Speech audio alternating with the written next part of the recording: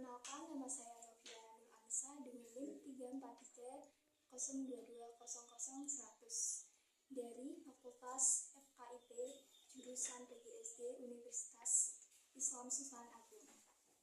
Di sini saya akan melakukan wawancara mengenai tugas dan tanggung jawab guru dengan narasumber Pak Satya Widodo SPD dari sekolah SD Negeri Sri Wulan, Kecamatan Limbangan, Kabupaten Kendal. Untuk melakukan sesi wawancara ini bertujuan untuk memenuhi tugas mata kuliah literasi manusia dan juga budaya.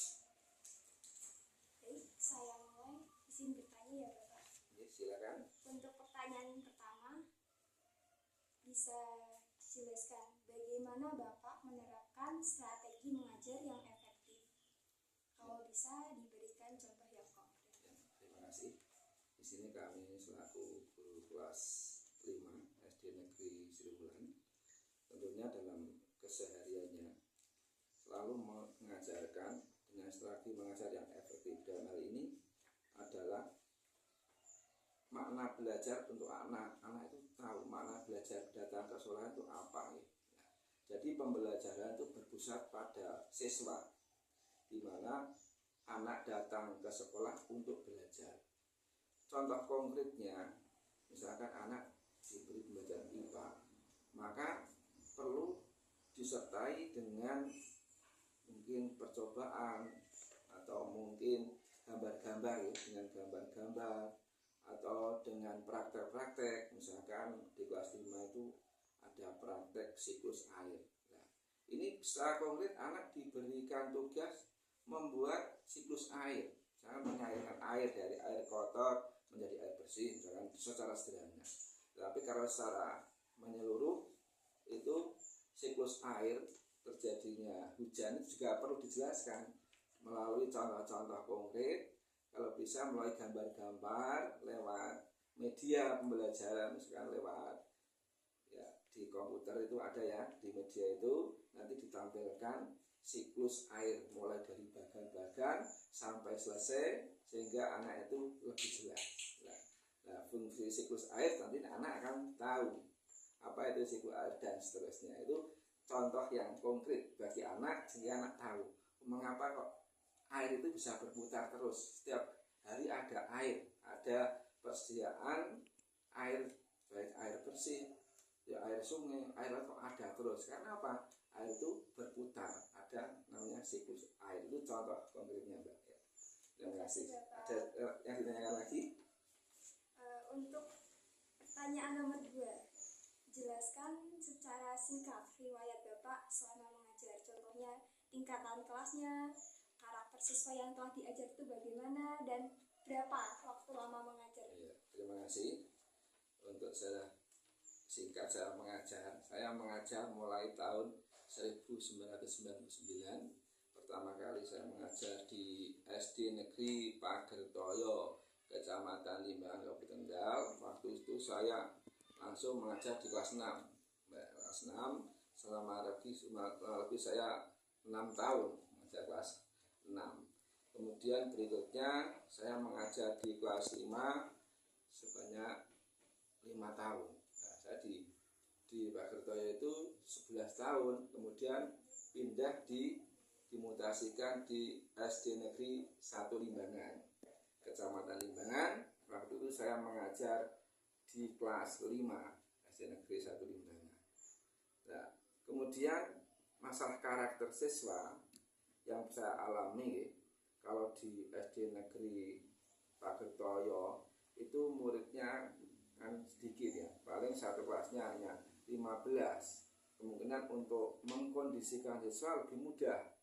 Kalau dibandingkan di SD Negeri 1 Limbangan, muridnya banyak Mbak ya. Muridnya itu ada 40 satu kelasnya. Minim 35 sampai dengan 40. Waktu itu saya mengajar 42 satu kelasnya. Jadi begitu banyak dengan sifat-sifat anak yang heterogen dengan macam-macam karakter, tentunya lebih menantang bagi saya untuk mengatasi anak dalam proses belajar mengajar tersebut. Tapi selama ini alhamdulillah saya bisa menyelesaikan dengan baik dan alhamdulillah anak bisa melaksanakan pembelajaran dengan baik sesuai dengan kondisi dan situasi, disertai dengan pembelajaran dengan media belajar yang ada. Alhamdulillah bisa terlaksana dengan baik dengan fasilitas-fasilitas ada, anak-anak bisa mengikuti dengan sungguh-sungguh sampai lulus dan juga nilainya baik. Terima kasih. Selanjutnya mungkin ada pertanyaan lagi. Jadi berapa lama Bapak? Lama mengajar. Saya mengajar sampai sekarang sudah 25 tahun. Ya, 25 tahun. Tapi 25 tahun ya. Dari Pak Kertoyo 11 tahun, di Limbangan 1 12 tahun, kemudian di Sri Mulyani yang terakhir baru pindah di SD Sri Mulyani. Ini 2 tahun. 2 tahun ya. Sudah 25 tahun mengabdi. Ya, ini nanti insya Allah pensiunnya tahun 2032. Itu sekilas sejarah saya. Ini riwayat saya mengajar mulai dari SD Pak Kertoyo, SD 1 Limbangan sampai di terakhir di SD Sri Mulyani. Itu Mbak. Terima kasih Pak. Iya, terima kasih. Untuk pertanyaan ketiga, bisa dijelaskan menurut Bapak tentang hal-hal penting apa saja yang diperlukan untuk mencapai pembelajaran yang efektif? Ya, terima kasih. Untuk mencapai pembelajaran yang efektif, maka yang pertama yang diperlukan adalah pengelolaan tempat belajar. Ya.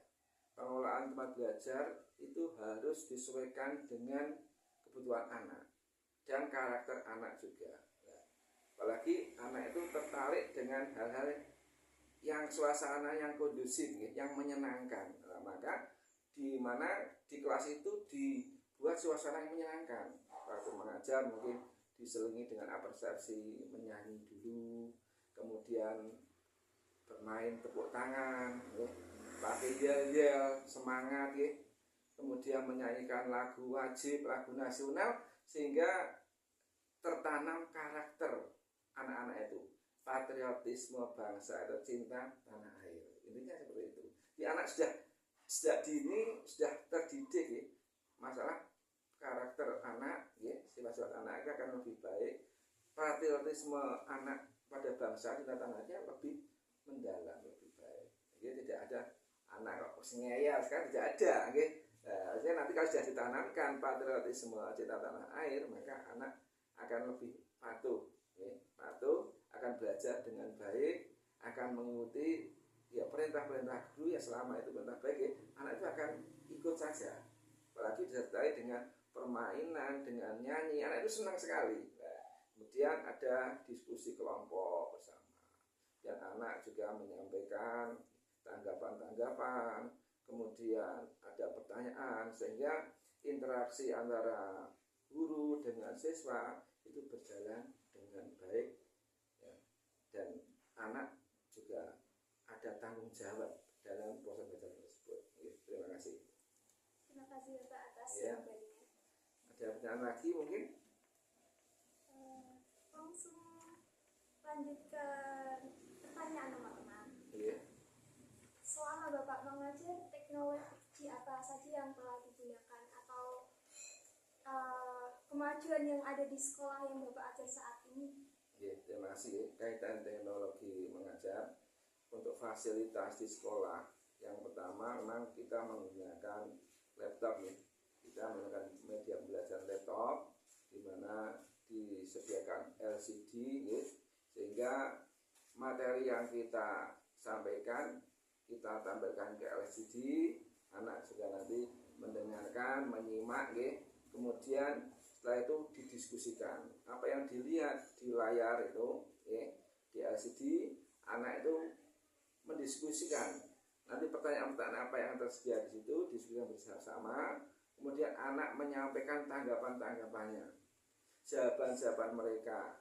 Kemudian di salah satu sisi kelompok yang lain nanti akan menjawab ya, akan memberikan tanggapan terhadap pertanyaan yang dijawab oleh kelompok yang lain, sehingga pembelajaran itu aktif, kreatif, dan efektif dan menyenangkan.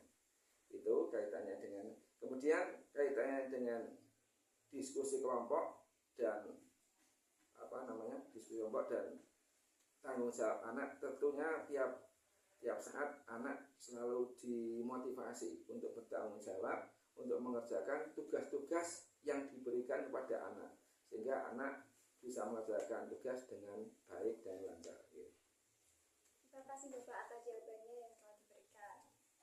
Untuk pertanyaan terakhir, bagaimana Bapak bekerja sama dengan orang tua siswa untuk mendukung pembelajaran siswa, terutama terhadap anak yang mungkin pembelajarannya itu kurang dibandingkan teman-temannya? Terima kasih.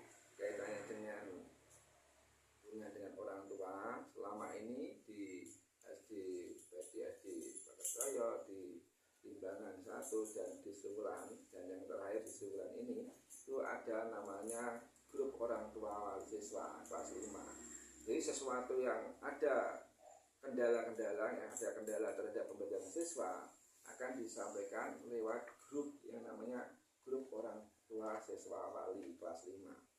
Nah, tentunya selama ini kami juga mendapati atau menghadapi anak-anak yang punya sifat yang agak cenderung misalkan jengkelan, ada yang sifatnya nakal mungkin, nah, sering tukaran. Nah, itu yang ada itu sering tukaran.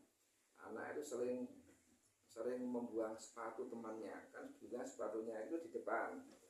Kadang-kadang waktu istirahat itu sepatu itu diumpetin. Lah ini selalu menjahilin temannya, selalu menjahilin. Lah itu kadang-kadang sampai orang tuanya datang ke sekolah tidak terima. Lah memang itu kejadian sekolah, tapi dari sekolah sudah menyelesaikan dengan baik, anak dipanggil, diberi pengarahan. Lah itu tindakan yang tidak terpuji, itu tindakan yang berdosa, ngumpeti sandal sepatu ataupun sepatu ada orang lain kan, kebetulan di sana ada yang pakai sandal karena sementara nginduk di Madin karena sekolahnya baru dibugarin. Insya Allah nanti ajaran baru ini akan ditempati. Ini sering terjadi ya, anak ngumpetin sepatu atau sandal itu sering terjadi. Ini alhamdulillah ini kemarin orang tua sudah dipanggil dua-duanya dan sudah membuat pernyataan, ya kita buat pernyataan tidak akan mengulangi perbuatannya kembali gitu ya.